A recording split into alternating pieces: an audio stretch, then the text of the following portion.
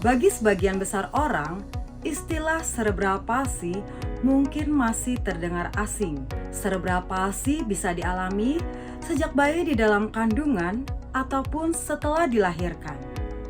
Sebenarnya, apa itu serebral palsi? Dalam rangka Hari Serebral Palsi Sedunia yang diperingati setiap 6 Oktober, kita akan membahas tentang serebral palsi. Iya, Dok, topik kita pada malam hari ini cegah serebral palsi sebelum hamil. Jadi kita mau bahas betapa pentingnya nih ya kondisi sebelum hamilnya supaya bisa melahirkan bayi yang sehat dan semoga ini tidak ada nih yang mengalami ya gangguan serebral palsi. Tapi kita perlu tahu ya Dok ya, karena ini sudah semakin sering dibicarakan ya Dok. Benar. Benar ya Dok. Baik, kalau gitu karena ini sudah banyak yang join, kita langsung mulai deh. Iya, Dokter Sera, sebenarnya apa sih serebral palsi itu dan banyak nggak sebetulnya kejadiannya di Indonesia, Dok? Benar, terima kasih. Sebelumnya perkenalkan, saya Dr. Cut Sera. Saya dari Aceh ya, boleh panggil Dokter Sera juga boleh, Mbak. Nah, kita bahas tentang cerebral palsy. Memang mungkin kata-katanya masih agak langka ya kita bilangnya. Aduh, apa ya cerebral palsy ya? Pernah dengar tapi belum tahu pasti itu kira-kira arahnya kemana. Nah, mungkin kita akan menjelaskan secara dari segi dokter kandungan ya Mbak Ernia. Jadi sebelum terjadinya nih dan penyebab kejadiannya, tapi untuk sudah besarnya nanti mungkin sempat ada sesi dengan dokter anaknya karena dokter betul, iya Dok. Nah, cerebral palsy sendiri itu merupakan kumpulan gejala yang diakibatkan sendiri dari gangguan dari otot, kaku otot, badannya kaku, kurangnya koordinasi, yang semua itu bersumber dimulai gara-gara gangguan atau kerusakan dari otak yang dimulai sejak proses perkembangan otak si janin. Nah, itu sumber awal masalah. Jadi dari kaku nih yang paling sering kita mungkin dengar kaku anggota gerak badan, dan kaku otot dan sulit berjalan, nah itu termasuk dalam gangguan cerebral palsy. Memang angka kejadiannya sendiri memang kecil. Nah, contohnya nih 2 sampai 3 dari 1000 kelahiran hidup angka kejadiannya memang kecil. Di Indonesia sendiri 0,09%, memang masih agak kecil ya, mudah-mudahan sih jarang yang kejadiannya ya. Iya, baik. Jadi dari 1000 anak bisa terjadi itu 2 atau sampai 3 orang ya Dok ya, masih kecil ya. Iya. Oke, baik Dok. Jadi meskipun ini masih sedikit atau masih jarang, tapi kita perlu tahu ya Dok ya, perlu banget tahu tentang cerebral palsy ini. Nah, benar nggak sih Dok, ini disebut juga dengan lumpuh otak? Oke, lumpuh otak. Bukan Mbak, sebenarnya memang cerebral itu kan artinya otak, tapi palsy memang artinya palsy itu artinya lumpuh, tapi bukan yang dimaksud lumpuh otak, tapi lebih ke lumpuh otot dia.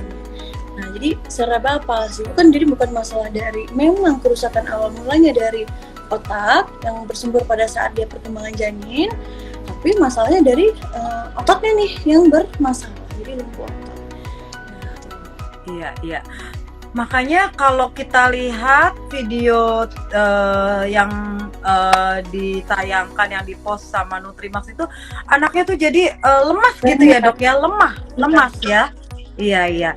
Nah, sebetulnya apa Dok penyebabnya dari cerebral palsy ini? Ya, kalau kita lihat nih, kalau kita dari kandungan ya, ini kalau saya kasih lihat gambar biar gampang ya. Iya Dok. Nah, kerusakannya itu dari ketiga saraf ini nih, gangguan kerusakan otaknya. Dari korteks, dari basal ganglia, sama dari cerebellum. Cerebellum ini adalah otak kecil. Nah, hampir 80% penyebab dari motor korteks bagian atas ini nih. Dianya. Kemudian apa enggak ya? Oke, kelihatan Dok. Dari basal ganglia di sini, kemudian dari otak kecil. Nah, dari mana awal mulanya? Dimulai dari sini nih. Nah, awal dari kehamilan di dalam kandungan. Contohnya apa kehamilan? Misalnya ibunya ada pernah riwayat virus, misalnya virus, kalau pernah kita dengar ya, virus tukso, virus telur sebelumnya. Nah, perdarahan di otak si bayi, misalnya ada sempat benturan atau trauma, ibunya sempat jatuh, nah itu juga bisa. Atau kekurangan oksigen pada otak janin. Misalnya nih, saat kondisi-kondisi kalau kita namanya fetal hipoksia atau fetal takikardi, di mana detak jantung janin cukup kencang. Salah satunya penyebabnya tadi kekurangan air ketuban, plasenta yang sudah terlalu tidak bagus, detak jantung yang terlalu tinggi 180 atau terlalu rendah di bawah 120. Jadi oksigen ke otak bayi berkurang. Salah satunya bisa menyebabkan gangguan otak ini terjadi, salah satu penyebabnya. Nah, yang paling sering tadi ibu yang menderita epilepsi, ibunya sendiri sudah ada riwayat kejang, kurang nih oksigennya, sehingga mengganggu oksigen yang masuk ke dalam si janin. Ini di dalam kandungan kejadiannya. Nah, saat persalinan ada juga nih Mbak, terjadi saat persalinan. Contohnya, misalnya proses saat dalam pengeluarannya, letak sungsang atau letak bokong, misalnya dia terlalu lama di pintu jalan lahir, sehingga menghambat oksigen yang masuk. Ketahan nih di sini. Ini letak kepala ya, tapi lama banget ibunya susah mudahnya, nggak pintar mudahnya, jadi terganggu dia. Atau letak sungsang, luar kakinya duluan yang kita tarik, kepalanya lama tertinggal, nah itu juga mempengaruhi. Jadi sudah kekurangan oksigen saja dalam persalinan di sini nih, fase-fase ini bisa salah satu gangguan terjadinya cerebral palsy. Nah, yang terakhir sudah saat dia udah mulai lahir nih, saat lahir contohnya ada riwayat trauma, ada riwayat kecelakaan lalu lintas, riwayat child abuse, misalnya sering dipukul ya sama orang tua juga ngaruh, kemudian jatuh dari tempat tidur berulang kali, nah itu juga ya. Jadi cerebral palsy ini sebetulnya memang ada masalah di otak, tapi menyebabkan kelumpuhan otot gitu, ototnya yang bermasalah ya Dok ya. Nah, tadi berarti dari awalnya itu otaknya tuh terganggu karena oksigen terutama ya Dok? Yang berkurang. Jadi bisa saat kehamilan, saat dia lahir bisa kondisinya sungsang, atau dia tadi lama kepalanya nggak turun-turun, atau bahkan trauma atau itu kecelakaan benturan-benturan kepala ya Dok ya? Benar. Oke, ya paham nih. Jadi memang ini cerebral, kalau kata cerebral kita tuh ingetnya si otak gitu ya. Benar. Otak, tapi ini kelumpuhan atau gangguan motorik pada otot-ototnya ya Dok ya? Benar. Ya. Baik, nih udah mulai paham nih. Nah, kita lanjut nih Dok. Untuk penyebab kita udah tahu. Nah sekarang kita ke gejala-gejalanya Dok. Apa saja sih gejalanya? Tadi kita juga udah sempat bahas sekilas, lemas gitu karena kan tadi masalah di otot. Nah, apalagi Dok gejala-gejala dari cerebral palsy ini? Ya, kita sukanya lihat gambar nih biar paham. Betul Dok. Ini ada gambarnya.